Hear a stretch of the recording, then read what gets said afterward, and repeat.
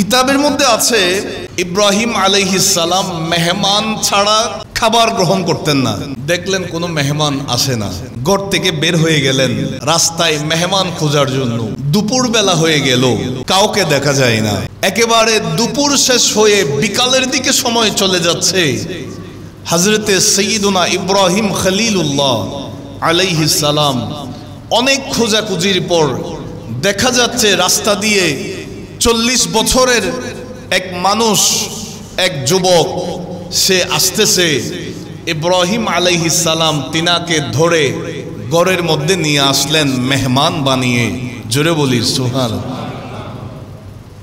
দস্তরখানার মধ্যে খাবার রাখলেন। ইব্রাহিম আলাইহিস সালাম বলেন, হে আল্লাহর বান্দা, বিসমিল্লাহ বলে শুরু করো। সুবহানাল্লাহ বলেন। ওই মানুষটা বলে, হুজুর আমি তো আপনার ধর্মের নই, আমি তো ইসলাম ধর্মের নই, আমি তো একজন আগুন পূজারী, অগ্নি পূজারক।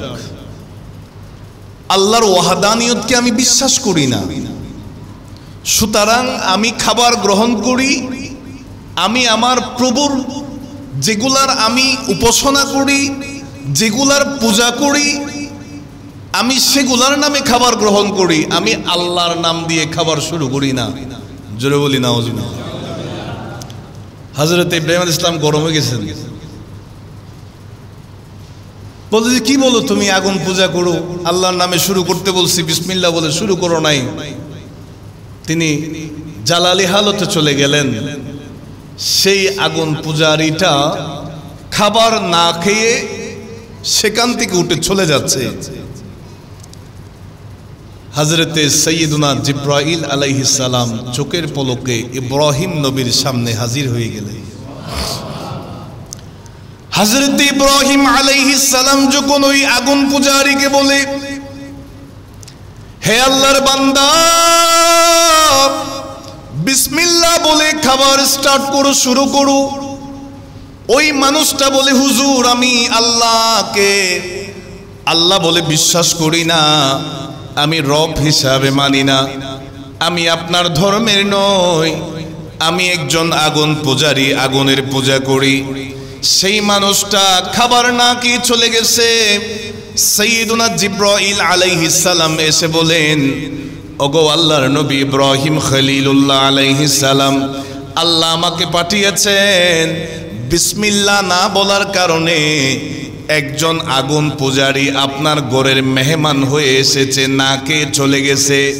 আপনি এক বেলা খাবারের বরদাস্ত করতে পারেন নাই, আর সে আমি আল্লাহর নাফরমানি করতেছে। একদিন নয়, 2 দিন নয়, 1 বছর নয়, 2 বছর নয়, 40টা বছর সে আমার নাফরমানিতে আছে। আমি আল্লাহ তাকে একটা বেলার জন্য, এক মুহূর্তের জন্যেও আমি আল্লাহ তার রিজিকের দরজা বন্ধ করি নাই। জোরে বলেন। এই কথা যখন আমার আল্লাহ রাব্বুল আলামিন বলেছেন, ও ইব্রাহিম খলিলুল্লাহ, আপনি একবেলা খাবার খাওয়ান নাই, আর আমি 40 বছর ধরে খাওয়াচ্ছি। যদিও বা সে আমি আল্লাহকে মানে না, আমি আল্লাহর ইবাদত করে না, আমি আল্লাহকে রব হিসাবে মানে না। ইব্রাহিম আলাইহিস সালাম আর দেরি করেন নাই, দৌড়ে ছুটে গেলেন, ওই মানুষটার কাছে ছুটে গেলেন, মানুষটাকে থামাইলেন। ও আল্লাহর বান্দা, ঠিক আছে, বিসমিল্লাহ বলে শুরু করা লাগবে না, চলো তুমি তোমার মতো করে খাবার খাইও। বিসমিল্লাহ বলে স্টার্ট করা লাগবে না, তুমি যেইভাবে খাবার গ্রহণ করো তুমি তোমার নিয়মেই গ্রহণ করবা। ইব্রাহিম আলাইহিস সালামকে সেই মানুষটা বলে, হুজুর আপনি আমার সাথে রাগ দেখাইছেন, খাবারের দস্তরখানা থেকে, খাবার টেবিল থেকে উঠে গেলাম, আমি আর যাব না আপনার বাড়িতে। তবে একটা বিষয় জানতে চাই, আপনি তো আবার দৌড়ে আসার মানুষ নন, আপনি তো ছুটে আসার মানুষ নন, কেন এসেছেন? সুবহানাল্লাহ বলেন।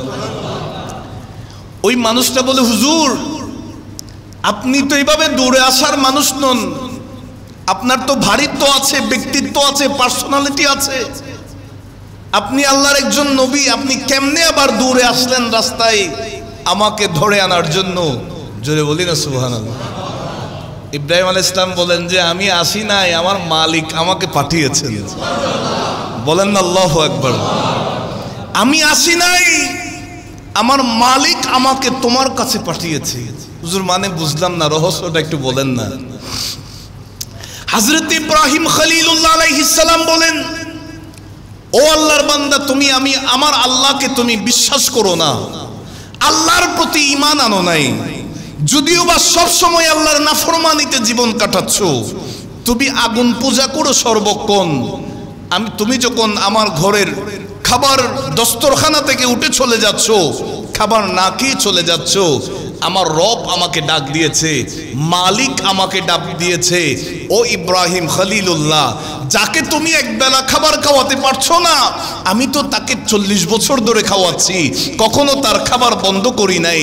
এই কথা যখন বলেছে, আমি সাথে সাথে দূরে চলে আসলাম তোমাকে ঘরে নিয়ে যাওয়ার জন্য। জোরে বলুন।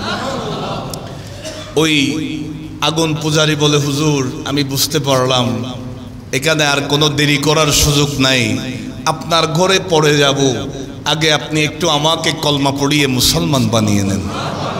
বলেন আল্লাহু আকবার। হযরতে ইব্রাহিম আলাইহিস সালামের কাছে ওই আগুন পূজারীটা ঈমান নিয়ে এসেছে, ইব্রাহিম নবীর সাথে ঘরে গিয়ে আবার মেহমান হয়েছে। বলেন আল্লাহু আকবার। মেহমানকে মেহমানদারি করলে, সম্মান করলে, তাজিম করলে খুশি হন কে?